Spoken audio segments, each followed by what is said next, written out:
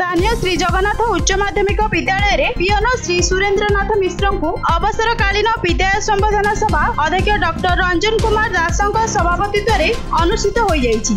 श्री मिश्र जड़े छात्रवत्सल समयानुवर्तिता कार्यनिष्ठा उदार चरित्र होइथिबारु तांको विद्यालय संबोधन सभा समस्त मन में शोकर छाया खेली जाइथिला। से एही विद्यालय रे दीर्घ 37 वर्ष है पियन भावे कार्य करि आसुथिले।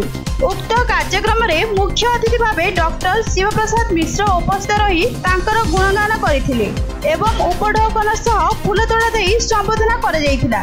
एही परिप्रेक्षी रे समस्त सहकर्मी किछि उपहार देई तांकर आगामी जीवन सुखमय हेबा पई कामना करथिले। शेष रे राजेंद्र नाहकଙ୍କ समस्त को धन्यवाद अर्पण करथिले।